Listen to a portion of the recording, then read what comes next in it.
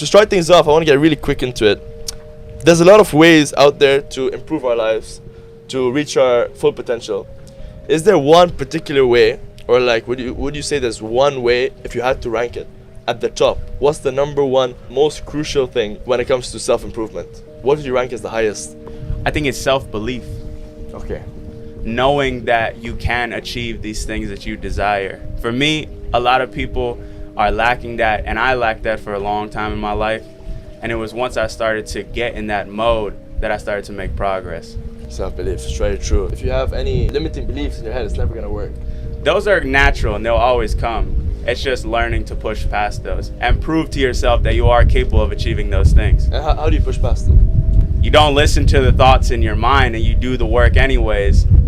And the small wins show you what's possible, you know?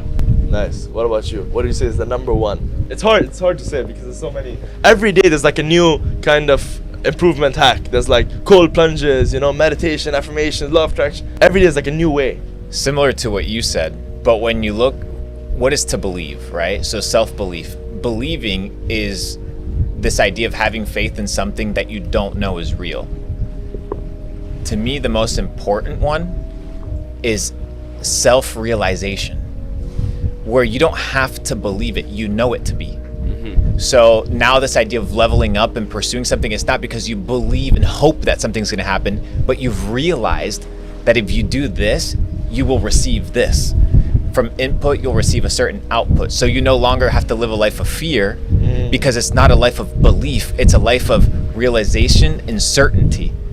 So I agree with you. It's this idea, which I know that's what you were trying to convey, this idea of deep down knowing for sure and coming to that conclusion. So yeah, I'm with you. Many people are lacking the ability to have that self-realization. So how can you get to that level? What do you think? I mean, you've done it with your show, you've done it in your career. I'm curious how you guys feel about that. Honestly, for me, it's always a challenge, I think there's a good quote from Alex Hormozy where he's like, you don't build confidence by telling yourself that you are good or you are this or you are that. You get confidence by having a stack of, what does he say? A stack of times where you've proven to yourself that you are that type of person.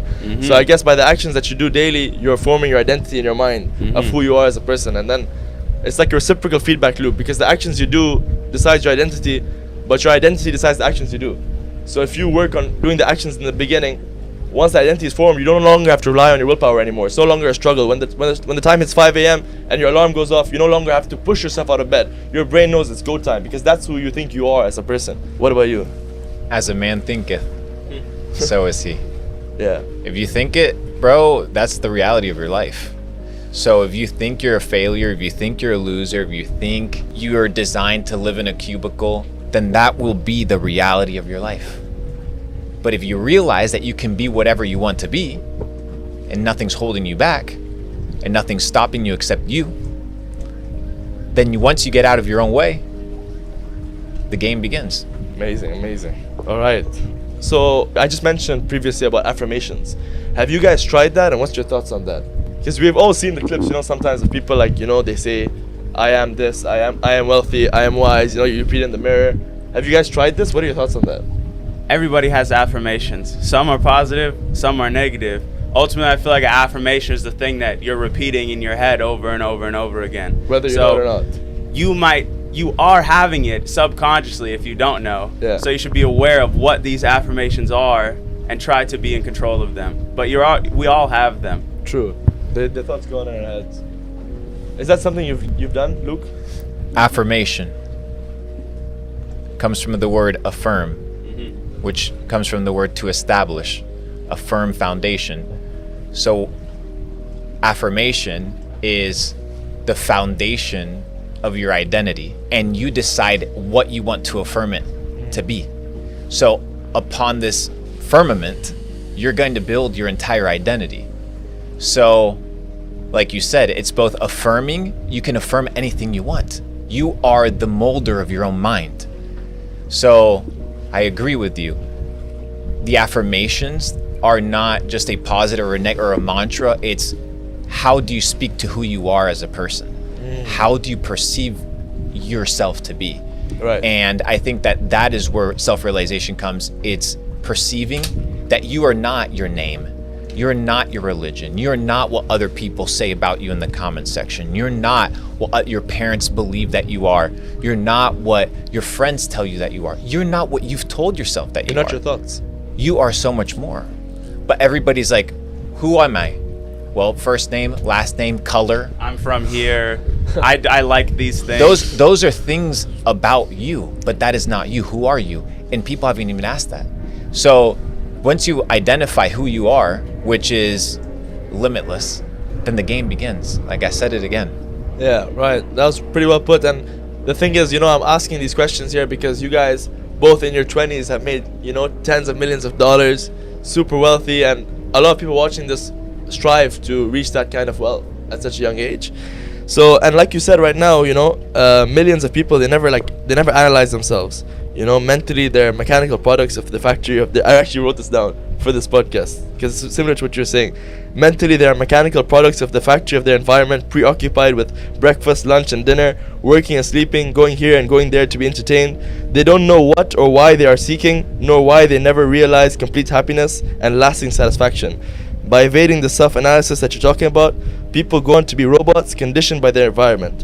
True self-analysis is the greatest art of progress. It's very much like what you just said right now. Another one that people talk about all the time is meditation. Is that something you guys practice day to day? Absolutely, but not in the traditional sense of always sitting down and having 10 minutes with the little Calm app on my phone. I found the practice of meditation in doing things that calm me, such as walking, riding my bike, just sitting, reading. Of course, the traditional method of meditation is powerful, but I found it in other ways as well. Okay. What about you? Nah. Nah. Zero is not your thing. It's not that it's not my thing. It's that once you live a life that's in tune, you don't have to enter a state of meditation to get downloads and to receive information. You just operate in a way whereby your receiver of information is clear from all static.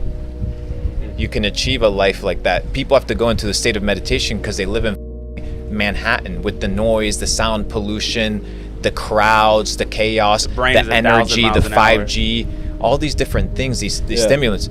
No wonder they have to literally unplug themselves fully. But when you constantly live in a state that's mindful of your environment, your energy, you don't have to enter a state of meditation. You live in it. One thing I like about you, Luke, I feel like mentally you're very composed. Whenever you talk, whenever even I see you off camera, on camera, you're always very calm, very balanced. I feel like you're someone who has really good control of, the things that you're thinking about, good control of your feelings. Is that something that's like innate, or is that something you have to work on yourself? Or maybe, I don't know, like maybe you do have those thoughts and I don't know about it, or like you are very, you know what I mean? What is it? When you say something, make sure it counts for something. Okay. If you're going to expend energy talking, make sure that it's valuable. Right.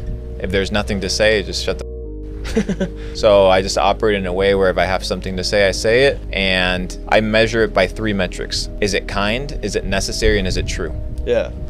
If it doesn't match all 3 categories, I'll most likely avoid it. It needs to be kind.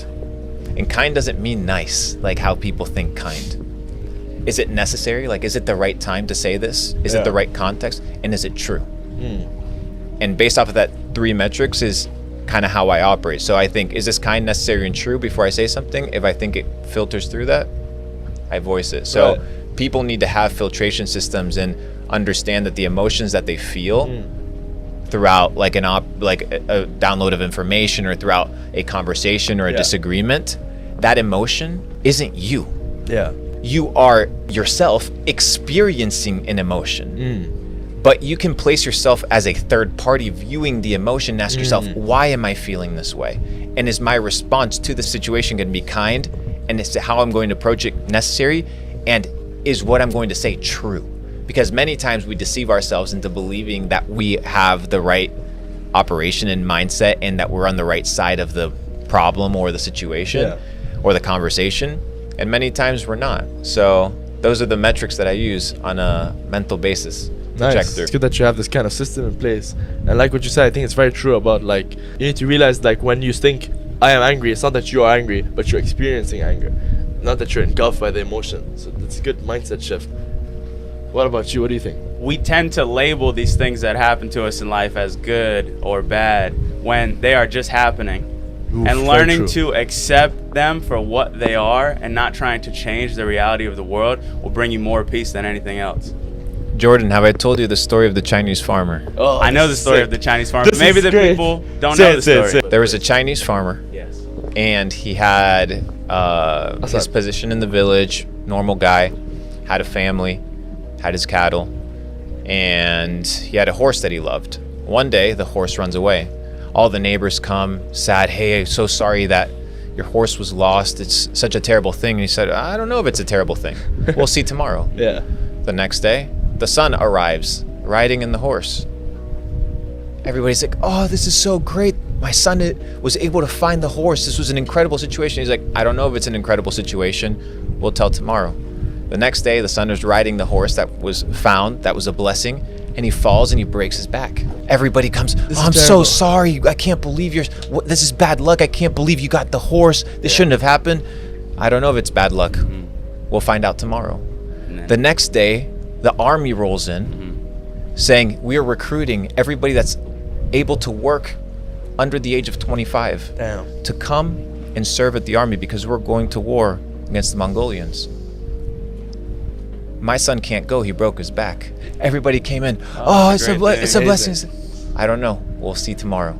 And that's how life works. It's not whether this thing is good or bad. It's how you interpret the situation and how you process the information and the worldview and perspective that you have towards something. I came from nothing. You came from nothing. How we perceived our situation versus I came from not much. very little. But how you perceive your situation dictates your future. So if you perceive it, oh, poor me, I'm never going to get out. Oh, poor you, you'll never get out. But if you see, I'm at the bottom, all I have is potential and growth, and all I have is upside, then now you're excited. And all it is, it's a mindset shift. It's the realization that you can. And like you said, most people don't trust themselves because the small compounding wins in their life don't exist. They do a thing in a burst, in a sprint, Yeah. and then they stop. True.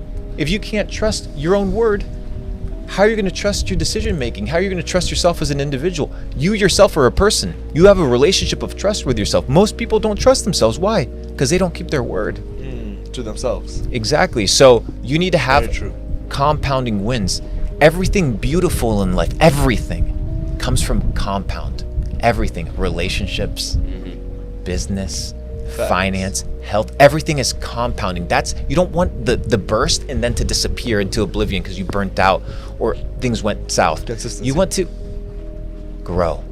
Consistency compounds. And when you realize that, it's next level, bro. Life becomes more enjoyable because you're doing things. You become successful, bro. Yes. to We have real achieve- life proof. Yeah, that's right. You're not doing it just to achieve something big. You're doing it because you actually are trying to build something great, and you're just doing it on a daily basis. So it's not about like, oh, I'm gonna work for 3 weeks straight and then take a break. It's like, I'm gonna do this every day, and we'll see what comes out of it. Facts. And you might end up achieving more than you ever dreamed. Right. And I think as well, if you really think about your work sometimes as just looking at the output of it, and you might get discouraged because you Yeah. feel like I've been doing this 3 weeks, I've not seen any results, or I've been doing this 1 month, 2 months, 3 months.